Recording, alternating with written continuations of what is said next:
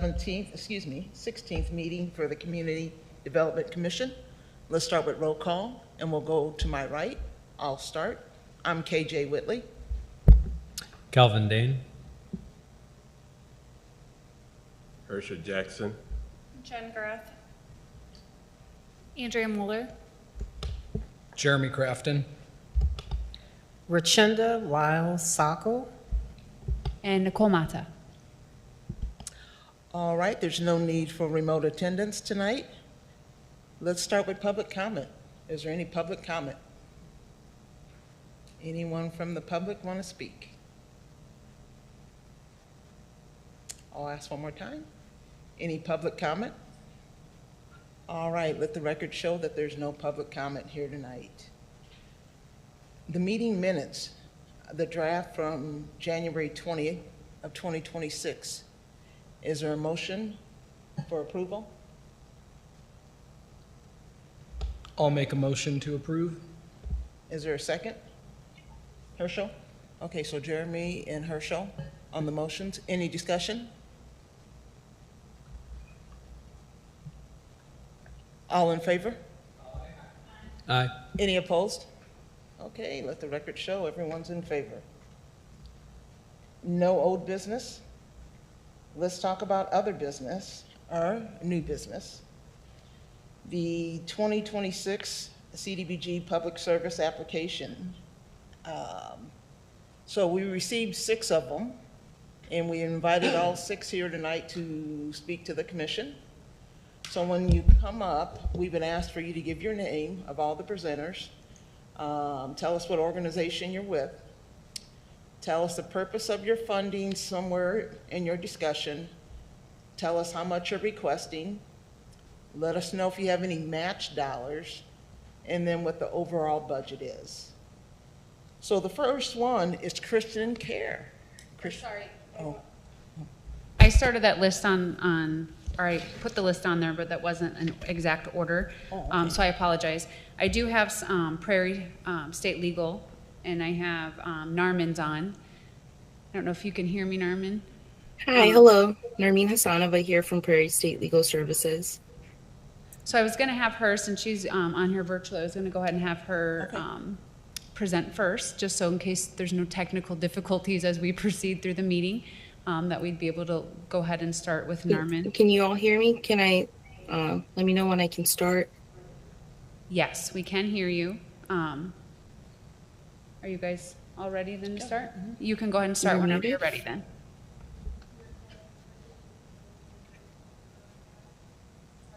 Thank you. Narman, can you hear me? No.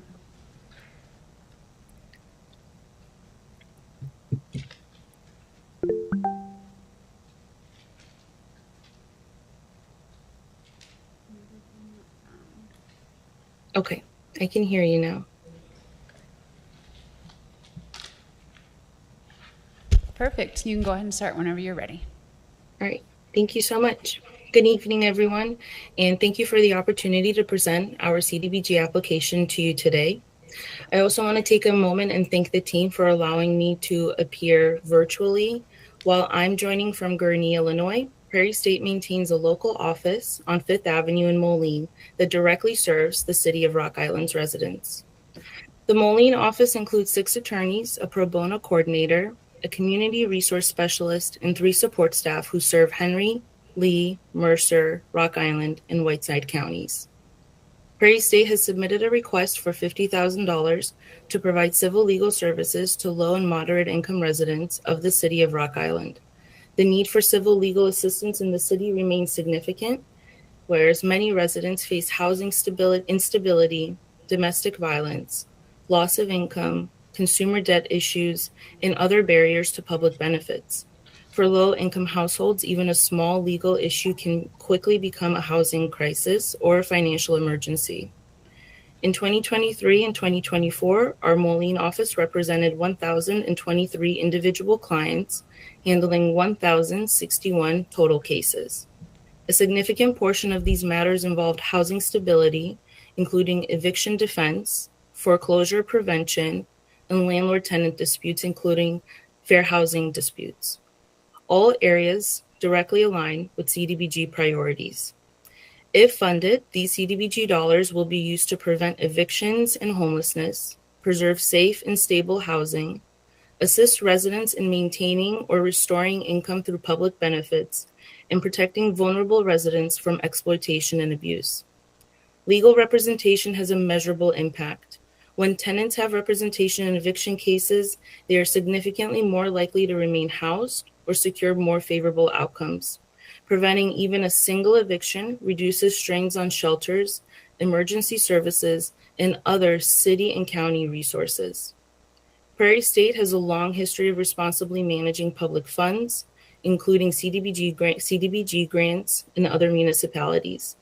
We have established reporting systems, case tracking, and compliance measures to ensure transparency and accountability. Ultimately, this funding would allow us to continue providing critical civil legal services that stabilize families, protect housing, and strengthen the Rock Island community. Thank you again for the consideration, and I'm happy to answer any questions you may have. This is KJ Whitley. Thank you for your presentation. One quick question. Do you know how many clients you served last year from Rock Island? I don't have the 2025 data yet. Okay. Yeah. I can look into that and I can email it to the representatives. But off the top of my head, I don't have that, as the application was prepared in December. So we were reviewing 2023 and 2024 data. Thank you. Thank you. Does any other commissioner have any questions? Do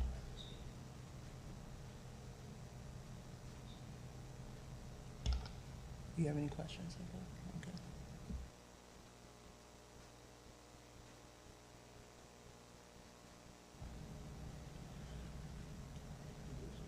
I think so. Okay, we'll move on. Thank you, Norman, for your presentation. If you can still hear us, I think she's offline now. We'll move on to our next applicant, which will be the Martin Luther King Center. And Jared, you, I'm sure, know how to use that microphone. I have my personal one back there, actually. Are we going to see it? Okay, thank you. There I am. Great. Thank you all. Appreciate your volunteer effort, your time in this effort. I don't envy you, but I do greatly appreciate the work you all putting into this. I'm Jerry Jones, the director at the Martin Luther King Center, and with me is one of our program managers, Ms. Umu Lamboy. And we're here to discuss or to present our application for CDBG funds to fund our summer day camp and after-school program at the Martin Luther King Center. Where did it go? Okay. Next slide, please. Thank you. Just a quick note. It's in many respects that CDBG funding is responsible for the Martin Luther King Center even being in existence.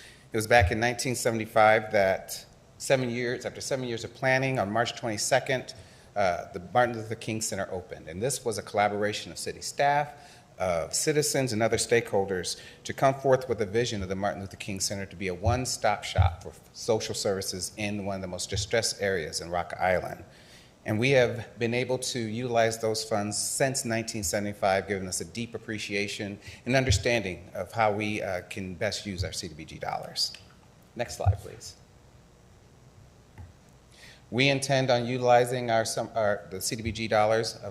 We've applied for $150,000 to fund our after-school program and our summer day camp program. Our after-school program runs from August to May, and the summer day camp from June to July. But before we talk too much about the programs, let's talk about why we've chosen to utilize the dollars that way. Next slide, please. In Rock Island, we do have underperforming schools. 5 of our 13 are underperforming, and we also see chronic absenteeism and truancies. And these are some of the strongest predictors of later dropouts or academic failure. In the West End, we see nearly 18% of young people ages 16 to 24 considered as disconnected youth, meaning that they're neither in school nor are working at this time. And that's about 7.5 times higher than the surrounding area. Our after-school program, our summer day camps, they intervene early. And the data shows that academic disengagement is directly connected to long-term youth disconnection. And so we seek to create that connection early on. We address these risk factors by providing consistent academic support, structured environment, and supervised engagement during the highest risk times for our kids, after school and during the summer. Next, please. And so our after-school program really focuses early. We're serving our ages 5 through 17, and our summer day camp focuses on ages 5 through 14. And we intentionally prioritize the West End not just because that's where we're located, but frankly, the census tracts 235, 236, and 226 are some of the most distressed areas in all of Rock Island County. And so this is about investing early and consistently in youth who benefit most from our structure, from mentorship, and from enrichment. Next slide. Our after-school program works Monday through Friday from 3 to 6, actually it's after school till 6 p.m. And our students receive homework help, life skills development, academic enrichment, and recreation, all in a safe and very structured environment. We remove barriers to getting to us by providing transportation and meals, and this ensures that access isn't limited by their circumstances. For our summer day camp, it operates Monday through Friday, 9 a.m. to 3 p.m. Our youth participate in academic support, although we try to make it a lot more fun so they actually come to the program. Enrichment activities, recreation and field trips, and we continue to provide meals for our kids as well. Summer is a critical time to prevent learning loss, and our program helps to keep our kids engaged, active, and connected. Next slide, please. And the work that we do doesn't work in isolation. We work with partners. We collaborate with a wide range of partners, as you see here, but we also have other resources in our facility, in our space. Our space is not designed with their kids in mind. In fact, some of them have lent to the design. We also have amenities such as our STEAM lab at the Martin Luther King Center, which helps with their academic enrichment as well. Partnerships expand their opportunities, expose them to new experiences, and strengthen also our community network. Next slide, please. The goal for our program that we've listed in the application is improved academic performance, and we are seeing some measurable progress. In 2025, with 62 to 65 youth served, we saw that the overall GPA of these groups was 2.7, and that was a 76% increase over the beginning of their year. We also are making sure that we're being very targeted or understanding what issues we're having. For instance, we know that we're doing very well with Longfellow as we see the ending GPA at close to 3.1.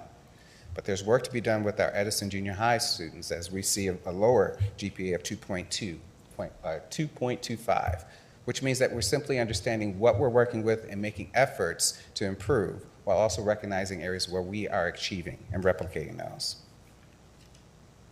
Next slide, please. Now, one goal that was not listed in our application is that we are looking to address socio-economic or socio-emotional development, because academic performance is only part of the story for the kids, for any child, especially the kids that we serve.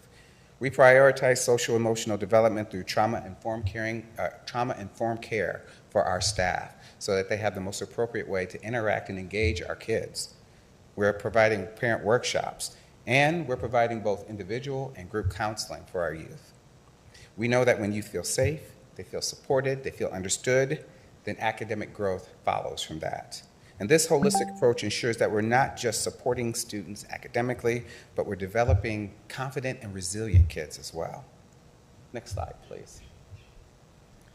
And I've talked a lot what we do and a little bit about how we do it, but frankly, this slide really tells us how we really engage our kids. One of our chief values is safety, and it's not just about keeping our kids out of physical harm. It's about creating a welcoming, warm space where the kids can be authentically and truly who they are. And this really shows how our staff will even humble themselves to make sure kids feel like they can relate and be a part of the program.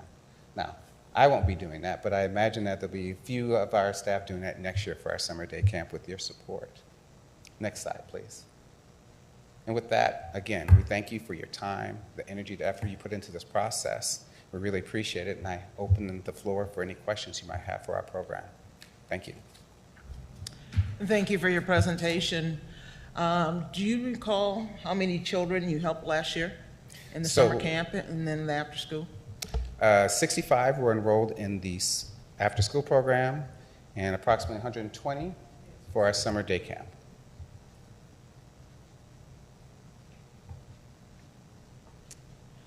What other sources do you have to pay for these programs besides CDBG? So CDBG will help us fund for the staff that work with the kids. We have a state grant through Teen Reach, and we have our $3, which is, I forget what the R stand for, but it's through the state. So we have 2 state grants other than this to help support the program. Well, I certainly thank you for the work that you guys do. Thank you.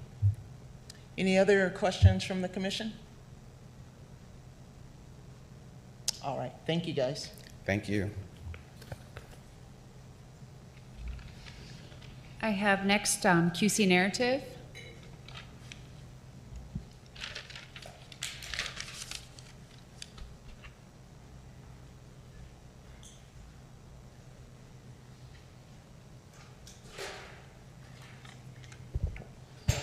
Good evening.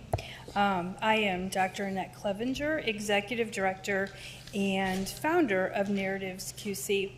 And Narratives QC, I used to say we're a new nonprofit, but we're entering year 6, so we're not as new as we used to be. So we're an established nonprofit nowadays that exists to help young adults, 17 to 29, transition from youth to adulthood well.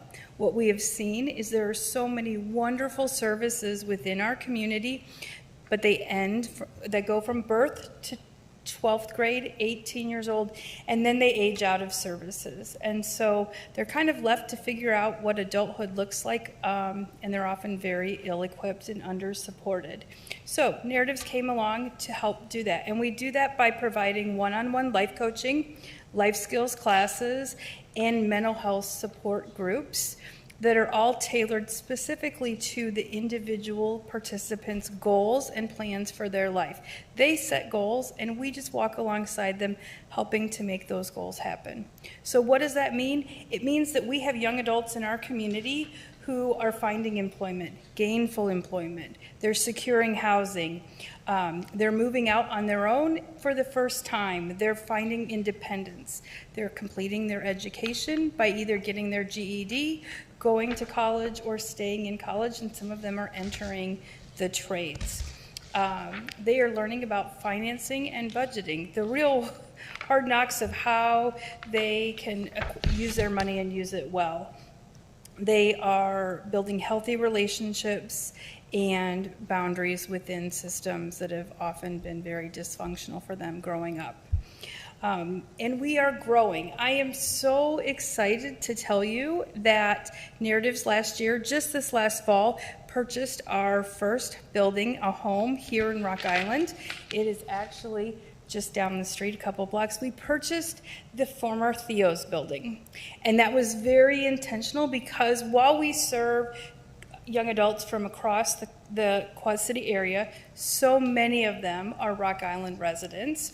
But also because we have really cool plans for the former Theo's. It will become the Story Coffee Co. later this year, and I'm excited to tell you that it will be the first mental health workforce development program of its kind in the Quad Cities, which means that we'll be providing workforce development that looks totally different than any workforce development program that you've ever seen or heard. Typically, it's about giving people job skills. This will be helping young adults with their mental health that often is a barrier to them getting and keeping employment.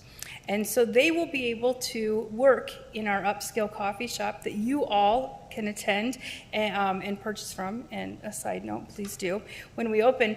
But when they are struggling mentally, they can go right upstairs to our programming and work with their life coaches and then come up with solutions to whatever that is that's afflicting them and head back down and go to work. And so we are so excited to be able to bring this to the Quad Cities, but more importantly to bring this to Rock Island. And so we have asked for $25,000 this year. That's a little bit more than we did last year. And that's very intentional because just in the few months that we have been in our own building, we've already seen expanded growth in young adults participating in our regular programming. And we just anticipate that to grow as we introduce the workforce development program with a mental health component. And so we have an annual budget right now of $385,274 for 2026 is our budget. And so on the smaller side, 25,000 makes a huge impact on what we do and how many people we can serve. I added I included for you guys a little handout just to show you some of the things we do, to give you some faces to see some of the young adults. All these pictures are young adults that Narrative serves in the programming that we do. But I included a little something extra this evening because one of the things that I love honestly about my job the most is I not only get to go around and ask for your support, I get to provide education and advocacy. And so I just want to take a second to provide a little education and advocacy in the area of mental health as it concerns poverty in the Quad Cities, but specifically in Rock Island. Typically, most nonprofits provide for physiological needs of people in crisis, meaning food and shelter. And rightfully so, our population needs that. When you don't have food and you don't have shelter, you're in crisis. But I think that as of late, the Rock Island in particular has gotten a little, how do I say it? You've taken some heat on, is Rock Island really addressing the issues of poverty in Rock Island, in the Quad Cities, and are they addressing it well? And so from an education and advocacy point of view, I wanted to give you tonight Maslow's hierarchy of needs. And what research shows us from a psychological perspective, which as a clinical psychologist, that's what I know the most, that the higher up a person is in reaching having their needs met on Maslow's hierarchy of needs, which goes into their safety needs, love and belonging, their esteem, and self-actualization, the more insulated they become when crisis hits from being in poverty. And so while I think it's really important that we as a community address the physiological, it's a tongue twister of a word, needs of shelter and housing, in order to truly move people out of poverty, research shows we have to attend to those needs. And the nonprofit system just has not done so historically, not just in the Quad Cities, but across the nation for years. And so part of why narratives exist is to be innovative and different. And so that's our goal. Our goal is to provide our young adults with those things through mental health resources so that they belong and feel a sense of belonging in the community, connectedness, which helps then, when a crisis does happen, prevent them from becoming homeless. There's the old adage that we're all one step away, one missed paycheck step away from being unhoused. Yes, that's true, but no, it's not, because the more connected we are in the community and the more resources that we have up above that pyramid, the better off that we are from rebounding to that. And I want to give you an example of one of our young adults who's 25 years old, and last week she lost her job. She's a Rock Island resident. She had a full-time job with benefits, and she lost that. Her employer, terminated her position. Okay. Had she not been working with narratives and built the skills and moved herself up that pyramid, she would be homeless today. She's 25 years old. She has 6 months savings. She also has a life coach that she is working with to tailor her resume, and has sent out so many job applications just within the last week. And so her goal is not to get a job. Her job is to find another career in which she is qualified for that will help her grow as a person. And she's able to do that because she has tools and resources and skills that she has been building over her time in working with us. That would not be possible for so many people living in poverty if they also didn't have access to the additional care as you go up the Maslow's hierarchy of needs. And so your work is moving people out of poverty. It's keeping people out of poverty. And I think you all should be really proud as a city of Rock Island. You're not getting credit because you're doing it in innovative ways, in ways that aren't typical, but they're making a lasting difference. And so I added a whole bunch of information, the psych geek in me, of the research so that you could look into explore that further of what I'm talking about and why that matters. But I hope that you'll continue to make that investment in narratives and that we can partner in innovative ways to move people not just out of poverty, but securing their ability to stay out of poverty. For this young woman, it's the first person in her family that would not have been just devastated by this crisis. This is not what she grew up knowing. This is not the financial literacy that she was taught. And so she has been a role model for her family. She's also been a role model for the young adults in our program. And so we are seeing success on a regular basis, and that's thanks to your support. Thank you. Well, thank you for your presentation. Thank you for purchasing a vacant building and putting a business in there, and a business that can employ our younger generations also. Thank you. Yes, of course. Can you tell me some of your other funding sources that makes up your $380,000 budget? Absolutely. So our funding source is kind of diverse throughout the Quad Cities. We receive money from the Hubble Waterman, from the Bechtel Trust. We had previously received ARPA funds from the city of Rock Island. That's actually what helped us to secure that building, which is completely paid for. And so that allows all of our dollars to go into continued programming. We have individual donors throughout the community that invest in narratives. Thank you. Any other questions from the commissioners? When are you planning to open the Story Coffee Co.? Oh, that's such a good question. And I wish I could give you an answer. My answer as executive director, knowing I have young adults who want to go to work tomorrow there, is as soon as possible. But the commitment for narratives, and just to kind of explain what we're doing, is we're remodeling the second floor, which has been used as office and storage space, to be a place for all of our programming to go. Currently, our programming meets in the old cafe. Because programming is at the heart of what we do for our young adults, I can't start remodeling the coffee shop until the upstairs is finished and we can move it up, because I won't stop programming for a moment. It just matters too much. So we are currently working on finishing that. The contractors are never as quick as I might like.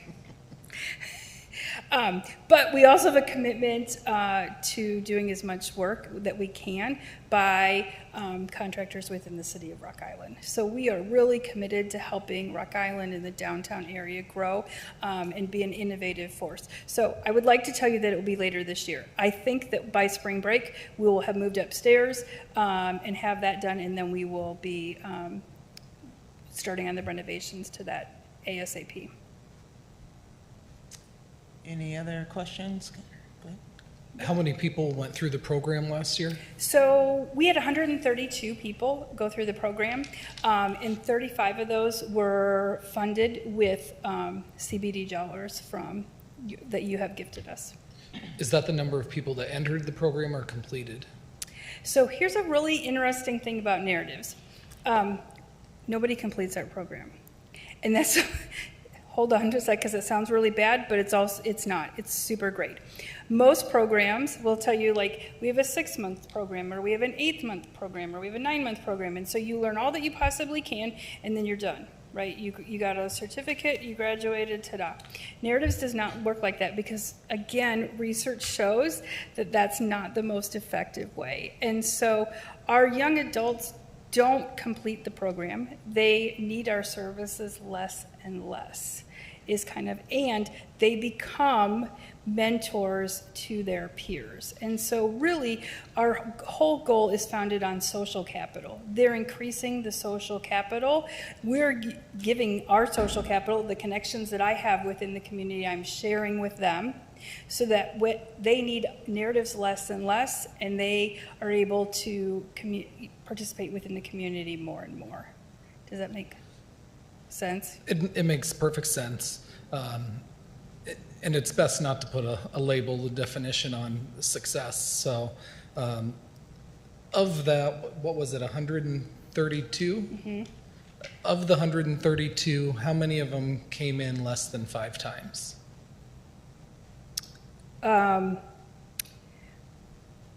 Less. You're saying of the 132 or Yeah. of the 32 that you guys? No, of the 132, how many of them, came once or twice, 3 times, 4 times, but less than 5 and didn't come back? I don't have an exact number for you, but That's I could okay. give you an estimate. Yeah. That it's less than 10 to 15%. That's And good. the reason why is because our biggest referral source is the young adults.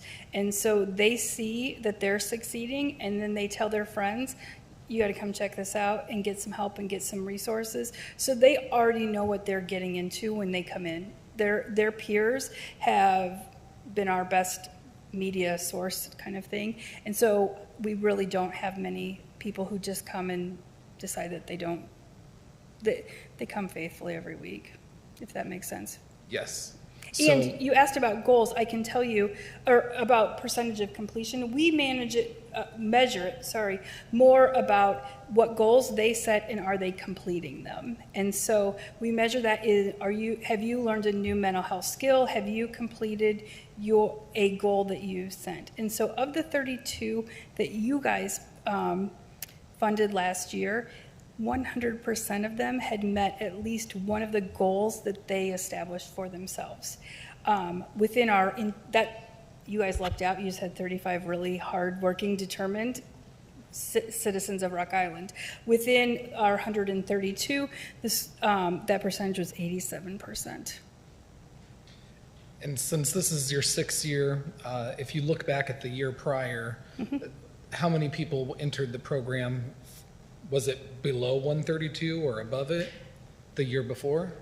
Oh, we have grown every single year since. Okay, that's and what I was so, looking yes, for. every year we've grown, and in the last 2 years, I think the growth has been like double the previous year.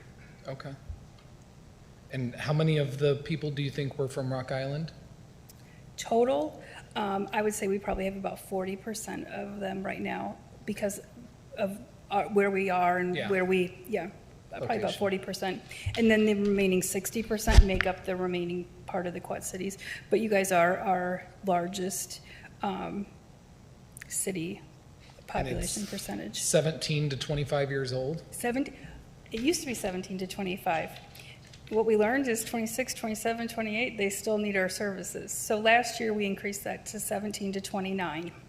So 29 is about the cutoff? It is. And are you finding that it's pretty even spread across that age group, or are they mostly at the beginning, middle, or end? I would say we have pockets more than anything. We tend to have some pockets that are between 20 and 23, 24, and then we have some pockets that are in 28, 29 kind of thing. And so, but we do have everybody across the age range. It seems to be about 22, 23 is when they're figuring out, like, maybe I need some help. And when they're most ready. And that is the only requirement to be in our program, that you are between the ages of 17 and 29, and you have a desire to work on something within yourself. And so they all have to come in willing and wanting, and which is also kind of why our percentages of success are so high. They want it. Do you think that the age increase was for a need or for further development of people that have already been in the program? Oh, it was totally a need. Okay. So I was having young adults who were 26, 27, who were brand new and wanting to come in, and I'm a softie, so I was making allowances like, oh, sure, yes, because what I found out is they were 26, 27 chronologically, but mentally and emotionally, we're really about 19, 20. And so they still fit within our population. And so instead of having my staff have to come for my approval all the time to say, can we make another exception, I just moved it to 29. But it was all because of new people wanting the program who were older than 25. Does anybody get turned away, other than if they don't meet the basic criteria? Nope. Okay. No, we've been really fortunate. I work really hard to continue to grow our programming and our staff, and so I'm committed to not turning anyone away. And so I turned a lovely woman away this last week for our, who called on the phone for our Valentine's thing, but I'm pretty sure she was in her 70s about. And she knew why. And she knew why. She actually called to check that. But otherwise, if you're in that age range, I'm not turning you away. Thank you. That's everything for me. How big is your staff? We have, this is so exciting. Sorry, I get a giddy because it started out just like one. We now have 3 full-time staff, 3 part-time staff. We'll be adding a new life coach. We're already on track with our budget to add a new coach in June. And so we'll have 4 then of full-time staff. So I'd like to think we're small but mighty, and we're growing each year. Well, thank you. Any other questions from the commissioners? Well, thank you for what you do, Thank you. and we appreciate your presentation. Thank you. And thank you for your support, because you guys are really doing great work. Thank you. Thanks. All right, next we have Christian Care presenting, please.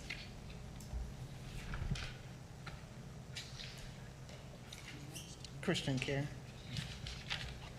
It's the first application in there.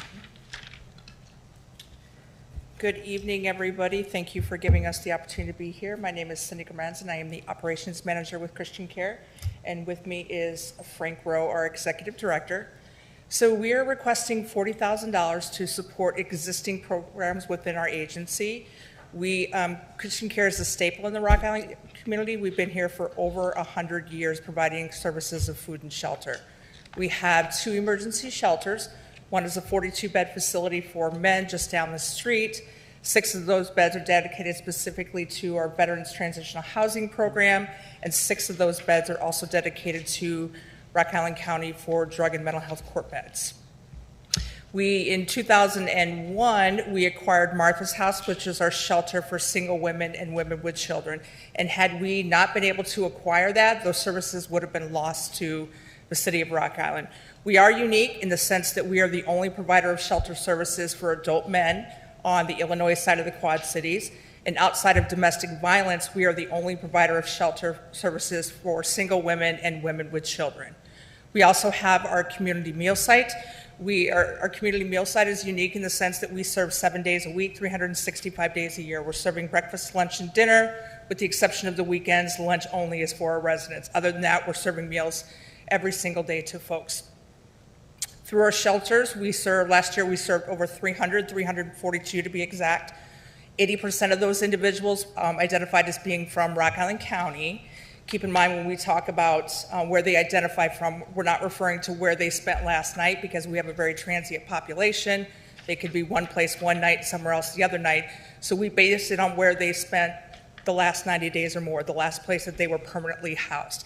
And the bulk of those are coming from Rock Island County. So our community meal site, in 2025, we served almost 46,000 meals to our community. That's a 9% increase from the previous year. So the need for food is definitely increasing. We're seeing a huge increase in single or women with children and families within our meal site. We also have street outreach services. Back at the end of, or towards the beginning of the pandemic, we partnered with Project Now to form a collaborative team to provide street outreach services for individuals who are living unsheltered. And here we are 5 or 6 years later, and that program is still running strong.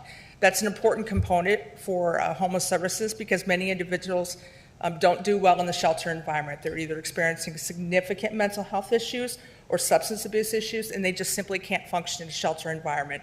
So that street outreach provides a critical piece to connect with those folks who just don't work in traditional services. When individuals come into our shelter, our goal obviously is permanent housing, but our goal is also to ensure that they are going into housing that is suitable for their specific needs. Putting somebody in an apartment that they simply can't afford, or that they're not going to be able to afford, 3 months from now, doesn't work.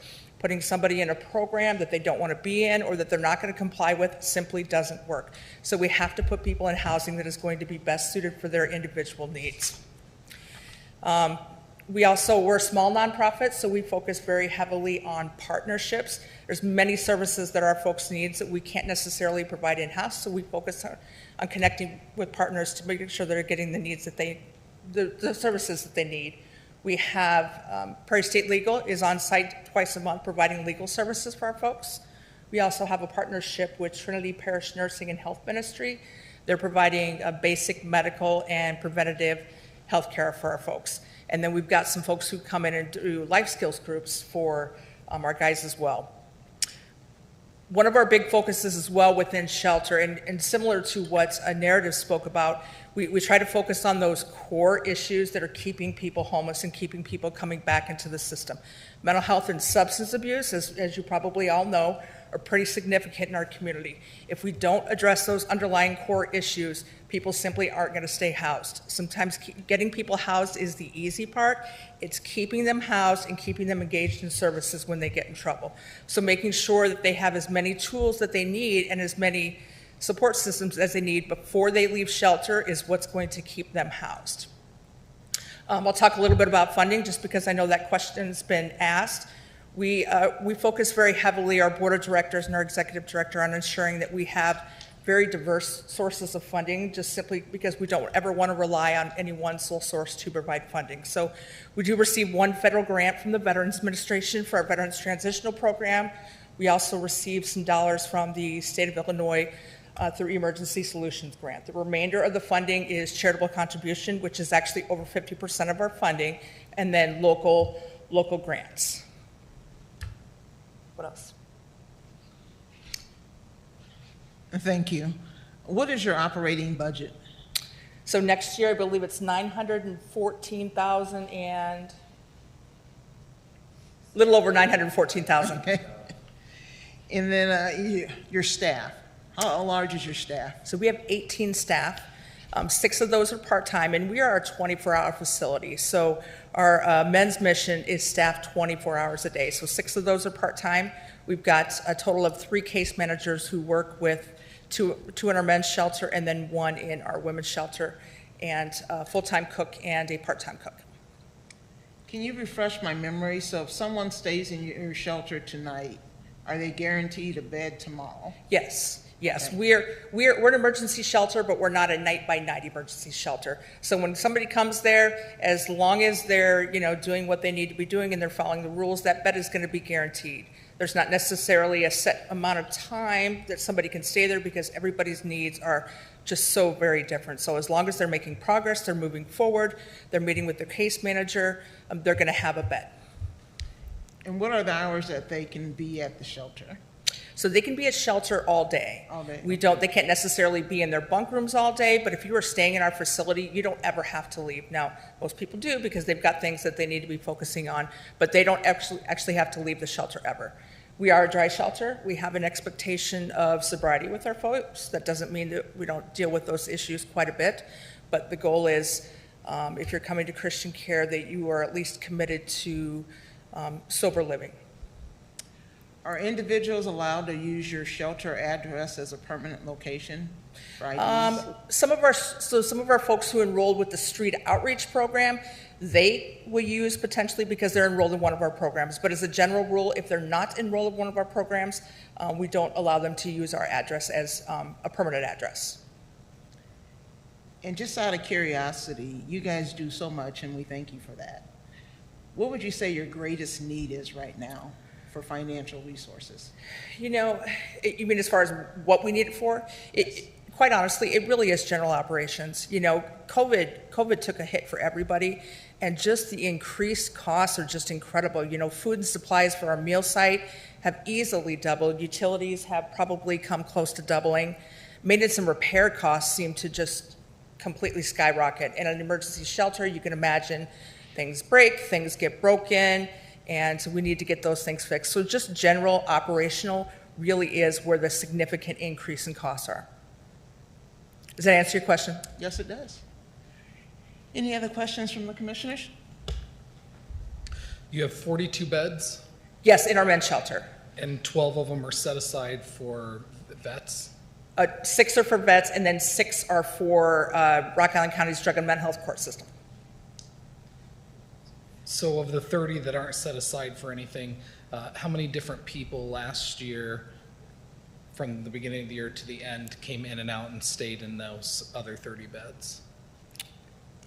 Oh, so I don't know that anybody that's come through our drug court system has, well, you might be able to answer this question better. So you're asking if anybody who has had a bed in drug court has come around back into one of those emergency shelter beds? No. So you've got 42 beds, 6 are set aside for something specific, the other 6 are set aside for something specific. So you have 30 beds that are open to the general public. Correct. Okay. So of those 30 beds, how many people were you able to provide shelter for in those 30 beds last year?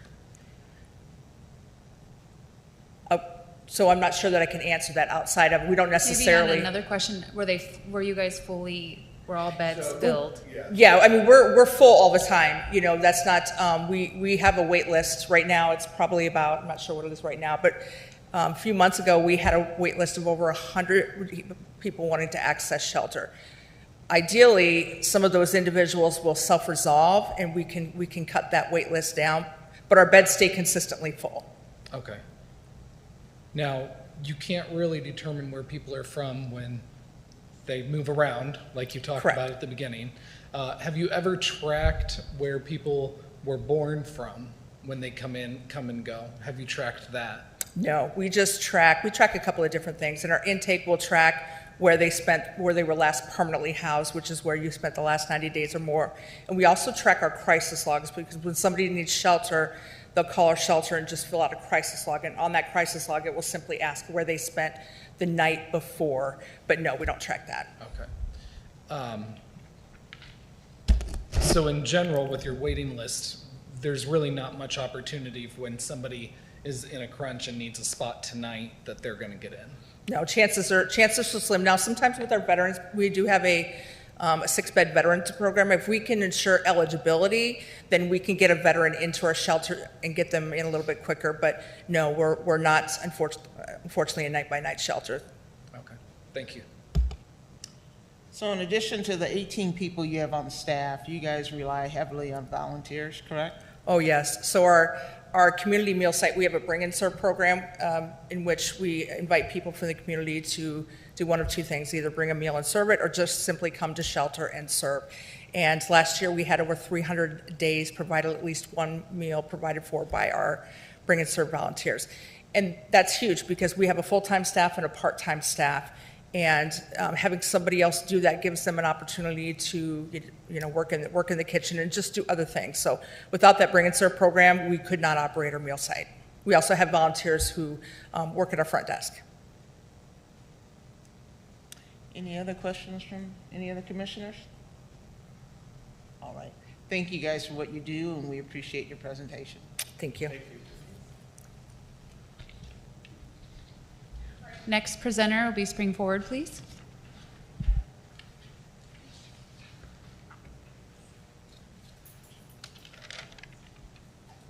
I do have something to pass out, if that's okay. Yeah, I can pass it up for you.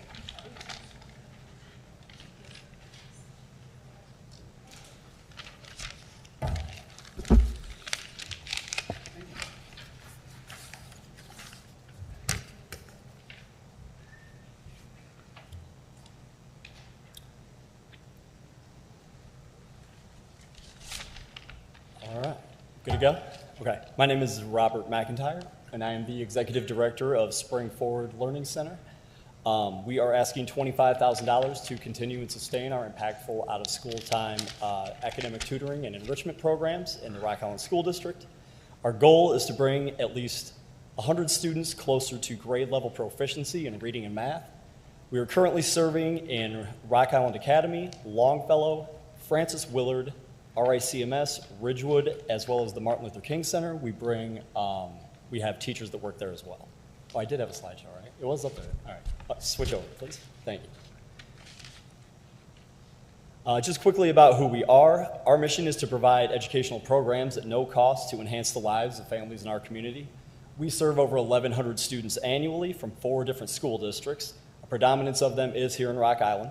We serve 23 different elementary schools around the Quad Cities. Most of our programs, or our only district that we are year-round is here in Rock Island. So we do after-school, summer, and intersession during spring and fall breaks. And then our summer program has been picked up by the Moline, East Moline, and Bettendorf school districts as well.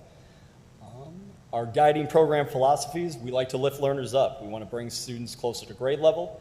We understand a lot of the students we're serving are starting well behind proficiency levels. So they may not always achieve the goal of being proficient, but we do try to get them to accelerate more than the school year alone. We offer access to experiences the students would not otherwise have while they're attending programs. Swimming lessons is one of our most proudest projects. We've had over 500 students attend those in partnership with the Rock Island Parks and Recreation. In community partner enrichment, we partner with over 65 organizations. You can find them on that handout I gave to everybody. And then we engage the community. So we partner with school districts. We have strong partnerships with all of them, including Rock Island. Community organizations, like I mentioned, we have quite a robust list there. Area colleges, Western Illinois University, Augustana College, and Blackhawk College, and community volunteer groups. We have groups at the church. I'll kind of talk about that a little bit later, though. Next slide, please. Program dates for after school, we start in September and we go through May. So we let the schools get set a little bit, and then we start bringing programs in a little after Labor Day. We pause about after the first week of May while schools wrap up, and so we can kind of truthfully ramp up for our robust summer program. Our programs are 2 to 3 days a week, depending on the location and funding we have available. Program times are 3 to 5 p.m. daily, and then as you can see, those are the program sites. I kind of went over those. The number of students served up to 35 per school, and at least 100 students we see. But this year we have 145 enrolled in our school-based programs, and then we serve, Jerry mentioned earlier, he has another 62 there. We also, which I forgot to put in the slideshow, we also have a violin program that runs at 3 schools. That kids in partnership with QCSO, that we have 25 students learning violin. Next slide, please. Who we serve are the under-resourced students in need of academic support. Students, as I mentioned, not serving or that are not up to grade level proficiency. The students and the grades we serve are primarily identified in collaboration with the school district. So each year when we're going to be at a program, we meet with the principal, we discuss where they have higher needs. An example could be this year, Rock Island Academy has had some teachers out ill for the year. So some of the other ones in the 4th grade group were concerned about the students falling behind. So the principal said, let's go with 4th grade first, see how many we can get there. We enroll siblings, and then we open enroll to everybody else. Next one, please. The components of the program are small group one-on-one tutoring with certified teachers, homework help, the community partner and enrichment, which included the swimming lessons, healthy meals and snacks, and positive adult interaction and mentoring. Next one, please. Our partnership with Rock Island School District is pretty robust. It's also pretty strong. They invest in our programs. The model of how we fund programs in Rock Island, they will pay for summer, they pay for intercession, we pay for after school. So it's a cost share model we have with each of the districts we work. They help us engage with their certified teachers. We've worked with over 100 certified teachers since COVID. We collaborate to get students with the highest academic needs, so we know that the students in our programs need the program. We offer space in schools, so it's a trusted environment, a comfortable environment. We're dealing with teachers who know the curriculum, so they are able to deliver it with fidelity. And then they help us track data as well, or they share data to track the growth. And the administration also helps in program planning. We meet with the district every year and, just take on what their ideas are. We met with the superintendent, we meet with the teaching and learning department, we meet with the grants department each year to kind of make sure we're hitting the notes that they want us to. Another partnership is the Grow Your Own Teacher program at the Rock Island High School. We hire those, they volunteer with us first semester to prove that they are going to be, with high school students, that they're going to show up and they're going to be good. And then we hire them for the second half to get them a job, and we put them into work in our summer program as well. We have 6 working this year, but since we started the partnership, we've probably had over 30 of the high school students working with us. Next one, please.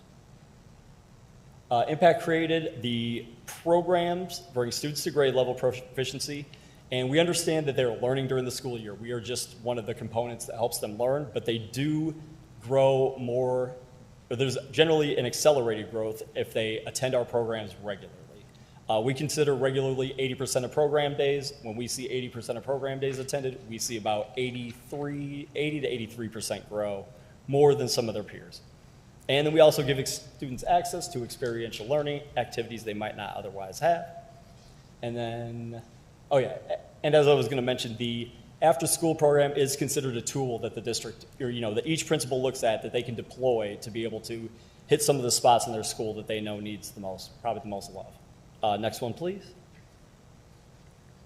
And then the last one, how we do it, it really is about the one-on-one and small group tutoring. I mentioned there the community partners. We have over 65, but what some of the most impactful ones to after school would be Augustana College. Students are getting academic credit to come down and tutor the kids as part of their classwork. Grace Lutheran Church in Rock Island, they come and read with students each day at Center for Math and Science for one-on-one, and the Grow Your Own Teacher program. The other thing is, just like I mentioned, certified teachers, extended school day pretty much, they're working with their kids, their curriculum. They know the students' needs, so they're going to be able to ably impact them. And then the trusted relationship. We've got a pretty great partnership with the district. It just gets stronger every year. We get called to pilot new activities for them. They've asked us to possibly adopt a school to get some of the students there that are having trouble with attendance. And we're part of the strategic planning with them. So families as well come to trust us. We want to make sure everybody feels heard, whether they're a student or a family. So we want to know if they have an issue, a complaint that they can call, and they're going to get me, and they're going to get responded to. Things are going to get taken care of. The funding formula for us, for this project overall, the entire budget of our after-school programs is $129,987. That counts not just the staffing at the sites, there's after-school outreach, there's the swimming lessons, there's food and supplies, there's my time. There's also a program director. We're actually hiring them right now. But that's all included in there, the salary for that. We are funded. We were very generously funded by the Doris and Victor Day Foundation, the John Deere Foundation, Bechtel Trust, Hubble Waterman, and United Way. This is to date the only state or federal grant we've ever gotten. So I think that about wraps it up. But yeah, if anybody has any questions, I would welcome them. Well, thank you for your presentation. You guys seem like you're quite busy by reading this brochure here. Just a couple questions. So the after-school program, is that on site at those particular schools then? Yes, correct. Okay. Is there any crossover between what you guys do and what Martin Luther King Center is doing? So I would say they're very valid comparisons. They are obviously at a center. They have their own center. They're able to provide transportation to the center. They have a little more extended hours. I would say that we are probably, and it's no knock on them at all, but I would say we're probably after school is more academic. Summer we do a lot more enrichment. It's all about the field trips, keeping them engaged. We do that as part of this. Swimming is a big attraction to get people to keep participating. So we make sure we do that every year. We usually run at least around 100 kids between intersession and after school through swimming. And then every week, we'll have people like, we'll have outreach from the Putnam. We've got a dance crew that's been going around and getting the kids pretty fired up lately. So we love bringing them in. But yeah, to be too long-winded, but similar. And like I said, we partner with them pretty strongly. And we even put some of our teachers that want extra hours at their programs to be able to do academics with them. And how long have you guys been up and running?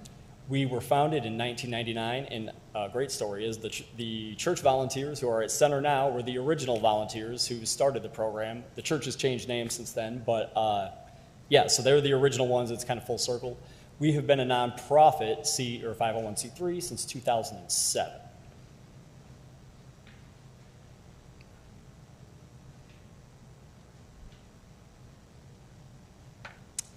Thank you.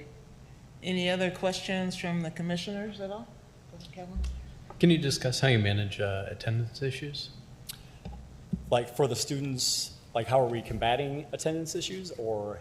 Yeah, along those lines. Like I Okay. imagine that dealing with certain demographics, it can be, that might be one of the larger challenges. So I was just curious. Yeah, I would say, of those 145 that are enrolled, I would say you might have 15% that fall off, and stop coming. But I mean, for the most part, I would say that 80% of those students do come fairly regularly. I mean, I don't know if they hit that threshold we're looking for, but as far as like helping them they attend the programs pretty regularly. If they're enrolled, we try to keep the students engaged. We don't have a ton of drop off, but I would say that 15 to 20% is valid.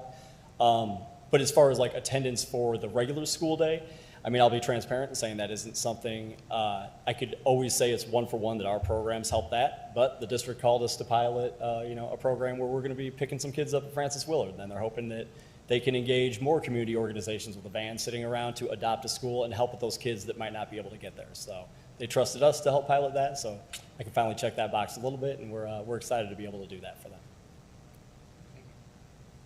them. Any other questions from the commissioners? Well, thank you for what you do, and thank you for your presentation. Yeah, thank you all. All right, next we have the YWCA, please.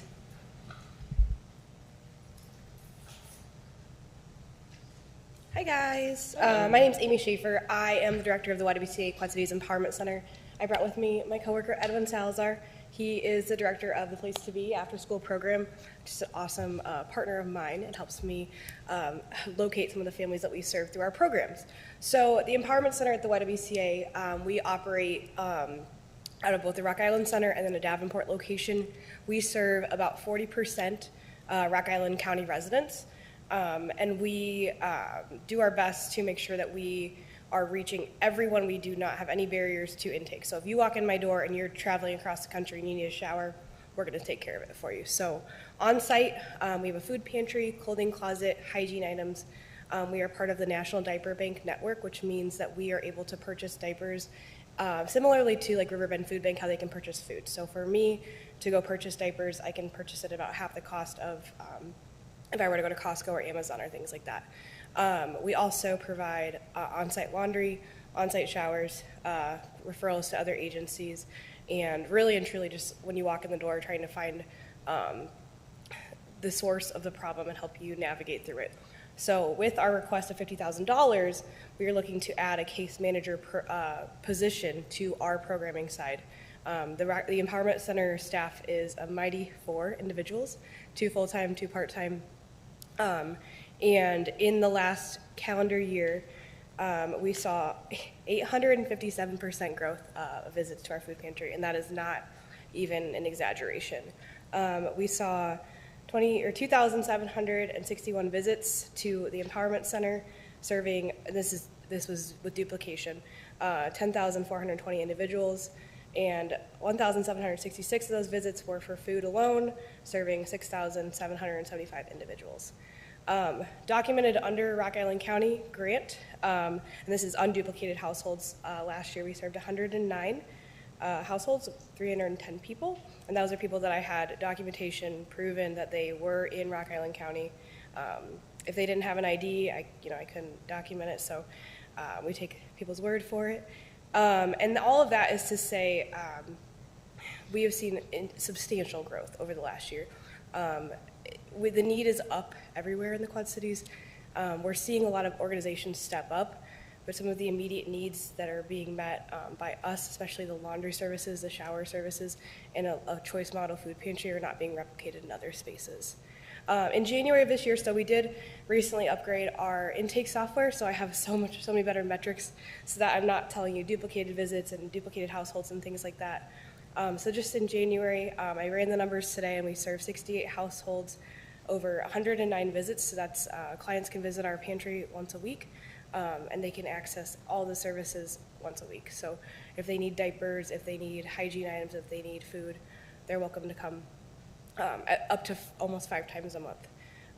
It was 252 unduplicated individuals that we served from Rock Island County in January alone. And just a note on some of the items that we give out. The diapers that we give out, it's 50 diapers per child per visit. So if you've got 3 in diapers, we're giving out 3 diaper packs. So now I have documentation on how many diapers we actually gave out in each month. So we gave out 89 food pantry visits, 78 packs of diapers, 50 visits to the clothing closet, 7 showers, and we had 5 laundry appointments. Overall, the budget for 2026 is just over $300,000, and the majority of the funding we're requesting would be going to this case manager position. As you can imagine, with the growth we've seen, we're finding that we're hoping to help people get to the root of the need and less just, handing out food and things like that. So this case manager would come in and help us really dig in, give the time that these clients really deserve, and make sure they're navigating things with someone by their side and not alone. With that, any questions? Well, thank you for your presentation. Just a couple questions. Of course. Can you talk a little bit more about the food pantry? Yeah, absolutely. So we've got our Rock Island Center is just down the road. Down there we do box model food pantry, so if families come in, they can grab a box, and then we have some immediate bags, so our folks that are out and unhoused, these are single serve items, quick to grab, Pop-Tarts, granola bars, the things that you can get in quickly. In our Davenport Center, which like I said, we serve 40% Rock Island County residents over there, is a full choice model food pantry. So that is fridges, freezers, all kinds of just food out, and folks can access whatever they need for the week, or if they only come every 2 weeks, things like that, they can just take what they need. So that is really where we've seen the most growth is this model of food pantry is really effective, and it's really dignifying for clients, so they come back, and that's an honor to us.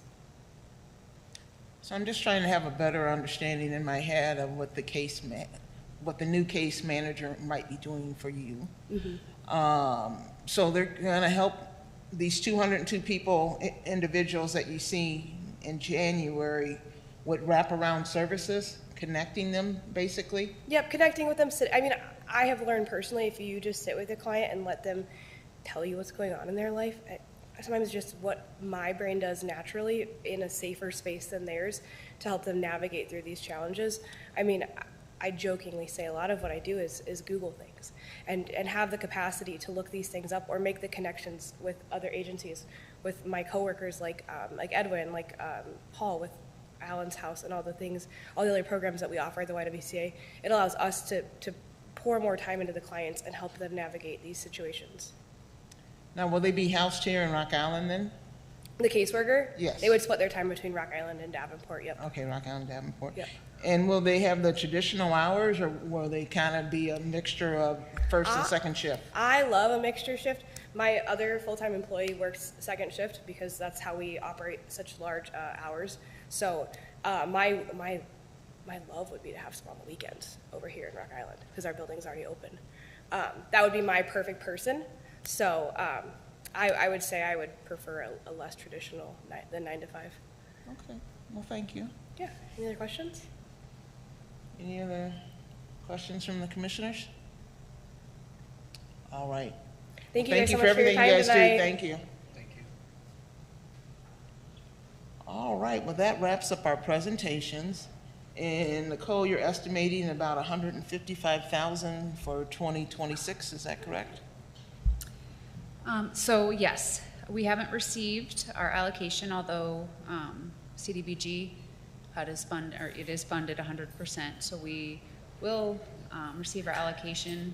I think they have 60 days when President Trump signed it, which was, I believe, on the 4th. So by April 4th, we should know what our actual allocation amount is. So as we're kind of prepping everything, I don't anticipate, they haven't said anything about an increase or a decrease. So it's a standard formula allocation that's figured. So we'll go off of what last year's allocation amount is, and we'll adjust once we know what the actual amount is. So $155,000 is the 15% cap. So for public service funding, just as a reminder, whatever, our allocation last year, I believe it was off the top of my head, $1,037,034. So to be exact, we can't go over 15% of that for public service funding. And as you guys seen tonight, some great presentations, some great agencies that really need assistance and help to keep their programs running. We have a way higher need in funding than the money that we will have available to fund these programs. So the plan would be in the packet that I attached here, and I tried to pull up as each presenter was speaking, was kind of like a summary sheet that kind of gave you the eligibility, the financials, the strategic goal alignment, and then if they've been had services with us prior to this year, their past performance, to kind of help answer some of the questions as we go into scoring. So also the scoring information, the score sheet is also attached for you guys to review. We will go to the next meeting, which I think I have it. I get my March, I think it's the 16th, the day before St. Patrick's Day, if I was looking at the calendar. And so at that point, for that meeting, the plan would be, is for me to give a recommendation, just kind of how a starting point for the conversation to go. And then after that recommendation, I apologize, we'd go into scoring, and then I'd give a recommendation. And then we would go ahead and discuss what you guys would like to recommend for council approval for the next public service funding year. So that's kind of what the meeting next month looks like, and then I hope to bring the CAPER through, which is the performance of 2025. We've been having some IDIS, which is a HUD system difficulties. It's been nationally where their system is just causing some errors in there, so they've been trying to fix that. So until that's fully fixed, it's just delayed a little bit of running any reports out of there, but fully anticipating to have that available at the next commission meeting. If anything changes, I would let you guys know, but that is due to HUD by March 31st. So they're fully aware of that, and the technicians on IDIS are trying to make those changes and those corrections. So with that said, does anybody have any questions, or is there any additional information that you would like to know that hasn't been presented? So the score sheet is on page 142 of your agenda packet. It is a long agenda packet, yes. There's lots of information in there. So and we had very good presentations tonight, very informative, I thought. So in the next month, we're asking you guys to kind of sit down, take a look at the written application along with the information that was presented to us today, and come up with a score for each application. Then we can take all these scores, put them together, and kind of see how they stack up. And then maybe come up with a system of maybe how we're going to award dollars. Sometimes everyone is recommended for award. Sometimes not everyone's going to get recommended for award. But nevertheless, we're going to come up with a recommendation next month. And then Nicole will take our recommendation to City Council. City Council has the final decision. They'll look at our recommendation, they'll look at who applied and the purpose of their applications, and then they will make their decision accordingly. And then once they approve or disapprove or modify, then Nicole will send that off to HUD for their approval. So in a couple months, all this should be wrapped up. But I think we have very good information to make our decision, our recommendations off of, to move forward. But that matrix on page 142 would help you go a long way as you go to score. KJ, am I understanding that you're requesting when we come to our next meeting that we have filled out a page 142 for all six for all six applicants and have it done when we get here? Correct. Okay. Correct. And I mean, as we turn in those sheets and we look at our scores, then certainly we want to have discussion, but at least that gives us a starting point.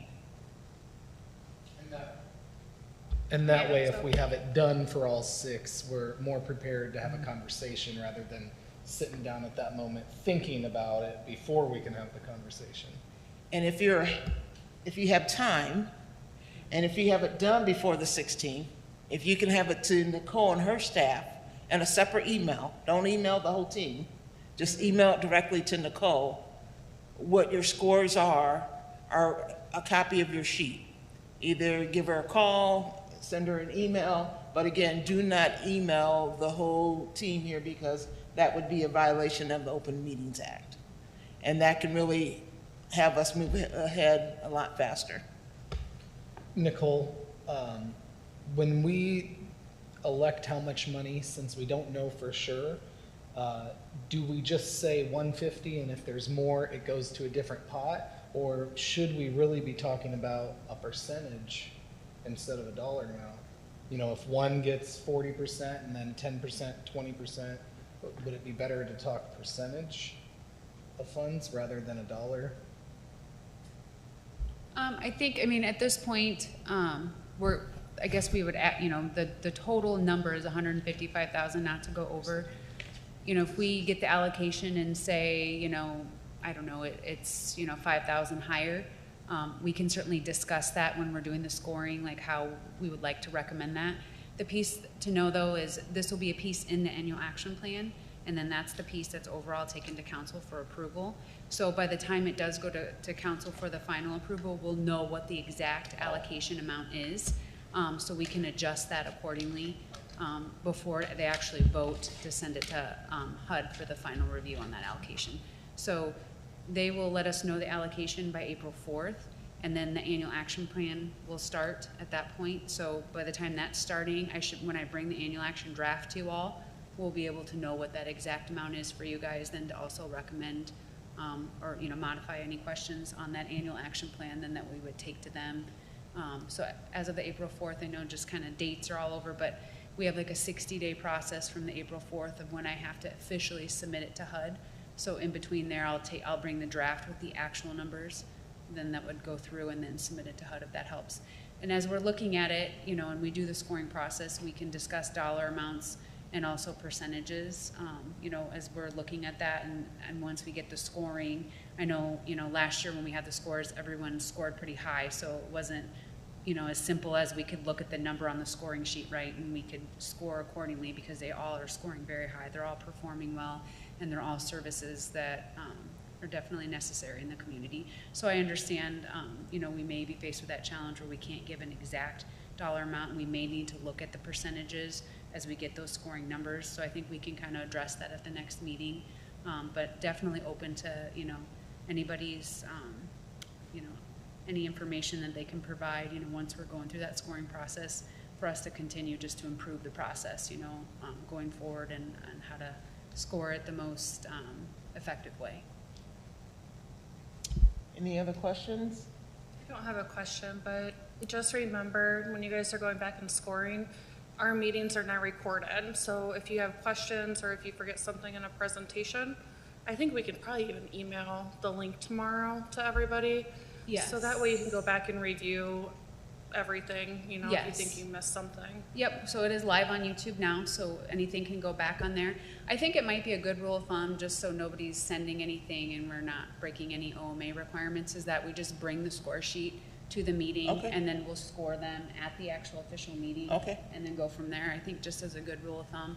And then it's live of what the scoring numbers are that we can announce once they're there. So I think that would just be a good rule of thumb and good starting point off for us to go for too, if that's okay with everybody. Okay. Perfect, thank you. And just come prepared, okay? Yes, come prepared and. All right, anything else from anybody else? Do we need a motion to adjourn? I see what you're saying. Looking for a motion to adjourn? Jeremy Crafton makes a motion to adjourn. 6:54, is there a second? I'll second that emotion. All right. All in favor? Aye. Any opposed?